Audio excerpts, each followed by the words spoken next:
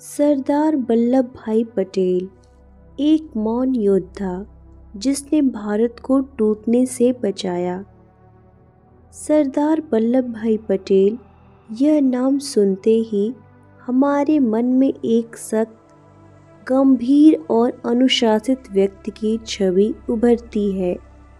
लेकिन बहुत कम लोग जानते हैं कि यह कठोरता उनकी मजबूरी थी, उनकी फितरत नहीं। वह कठोर इसलिए बने क्योंकि उन्होंने बहुत कुछ सहा था। वह चुप इसलिए रहते थे क्योंकि उनके दर्द को समझने वाला कोई नहीं था। यह कहानी केवल एक नेता की नहीं है, यह कहानी उस इंसान की है जिसने अपने जीवन के हर सुख को भारत नाम की जमीन पर कुर्बान कर दिया। 13 अक्टूबर 1875 गुजरात के नाडियाद कस्बे में एक साधारण से घर में एक साधारण सा बच्चा पैदा हुआ जिसका नाम था वल्लभ। घर मिट्टी का था, आमदनी सीमित थी और परिवार बड़ा था। उनके पिता कभी अंग्रेजी सेना में सिपाही रहे थे, लेकिन अब साधारण किसान थे। माँ बहुत धार्मिक थी, कम बोलती थी, लेकिन भीतर से बेहद मजबूत थी। वल्लभ बचपन से ही कम बोलने वाले बच्चे थे। वह खेल कूद में नहीं, काम में ज़्यादा विश्वास रखते थे। जब दूसरे बच्चे खेलते, वल्लभ खेतों में पिता का हाथ बटाते थे। गरीबी ने उन्हें जल्दी बड़ा बना दिया। इस स्कूल में वल्लभ न तो सबसे होशियार थे, न ही शिक्षकों के प्रिय थे। उनकी लिखावट साधारण थी, बोलचाल कम थी। कई शिक्षक कहते थे, यह लड़का बस जैसे तैसे पढ़ाई पूरी कर लेगा। लेकिन वल्लभ के भीतर एक अलग आग जल रही थी। वह जानते थे कि उन्हें किसी की दया नहीं, खुद की ताकत पर आगे बढ़ना है। एक समय वल्लभ को भयंकर दर्द हुआ। डॉक्टर ने ऑपरेशन बताया, लेकिन उस दौर में न सुविधाएं थी, न बेहोशी की दवाएं थी। वल्लभ बिना किसी दवा के पूरा ऑपरेशन सह गए। न रोए, न चिल्लाए। डॉक्टर हैरान हो गए।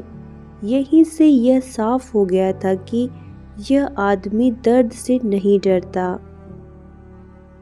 वल्लभ ने तय किया कि वे वकील बनेंगे, लेकिन पैसा नहीं था। उन्होंने सालों तक पैसे जोड़े, खुद के सपने को टालते रहे। पहले छोटे भाई को पढ़ाया। जब इंग्लैंड जाने का समय आया तो लोग हंसे। लोगों ने कहा, अब इस उम्र में पढ़ाई करोगे?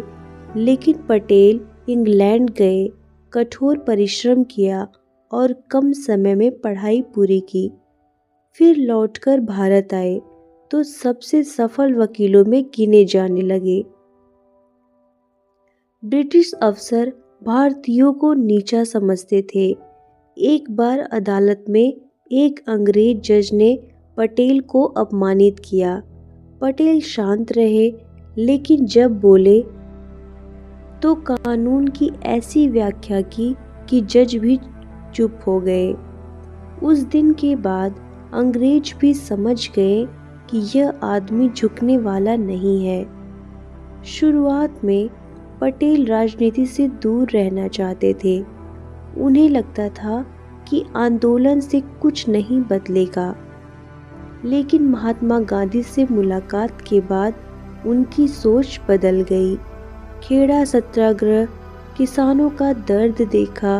बारदोली सत्याग्रह में किसानों के साथ खड़े हुए। जब अंग्रेज सरकार झुकने को मजबूर हुई तो किसानों ने कहा, आप हमारे सरदार हैं। यहीं से वे बने सरदार। आज़ादी से लड़ाई करना आसान नहीं था। सरदार पटेल कई बार जेल गए। जेल में अपमान सहा, भूखे सोए, अकेलापन, सब कुछ उन्होंने सहा, लेकिन सबसे बड़ा दुख तब मिला जब जेल में रहते हुए उन्हें पत्नी की मृत्यु का समाचार मिला। वे अंतिम संस्कार में भी नहीं जा सके। उस दिन उन्होंने अपना दुख दिल में दबा लिया। 1947 में आज़ादी मिली, लेकिन साथ ही देश टूट गया। भारत के सामने सबसे बड़ी समस्या थी 562 रियासतें। हर राजा अपना अलग देश चाहता था। अगर सरदार पटेल न होते तो भारत कभी एक देश नहीं बनता। उन्होंने बातचीत की, समझाया और जब ज़रूरत पड़ी तो सख्ती भी दिखाई। हैदराबाद, जूनागढ़ सबसे कठिन थे। वे रातों को सो नहीं पाते थे, नक्शे देखते रहते थे। एक ही बात मन में होती थी कि भारत टूटना नहीं चाहिए। यह सब कम बताया जाता है कि कांग्रेस के ज़्यादातर नेता पटेल को प्रधानमंत्री बनाना चाहते थे, लेकिन गांधी जी ने नेहरू को चुना। पटेल ने कोई विरोध नहीं किया। उन्होंने कहा, देश व्यक्ति से बड़ा है, और एक कदम पीछे हट गए। बुढ़ापा, बीमारी और थकान बहुत ज़्यादा बढ़ चुका था। 15 दिसंबर 1950 सरदार पटेल चले गए। देश ने उन्हें उस समय नहीं समझा। आज हम स्टैचू ऑफ यूनिटी बनाते हैं, लेकिन उस इंसान की खामोशी नहीं समझ पाए। सरदार पटेल इतिहास बने, लेकिन उनकी कहानी यहीं खत्म नहीं होती। असल में यहीं से उनके जीवन का सबसे भारी और सबसे थका देने वाला दौर शुरू होता है। जब अंग्रेज भारत छोड़कर गए तो वे सिर्फ सत्ता नहीं छोड़कर गए, वे अराजकता, डर और अविश्वास भी छोड़ गए। देश बटा हुआ था, लाखों लोग मारे जा चुके थे, करोड़ों लोग बेघर हो गए थे। ऐसे समय में सरदार पटेल को भारत का गृह मंत्री बनाया गया। यह पद दिखने में सम्मानजनक था, लेकिन हकीकत में यह आग में चलने जैसा था। चारों तरफ हिंसा थी, पुलिस बिखरी हुई थी और प्रशासन कमज़ोर था।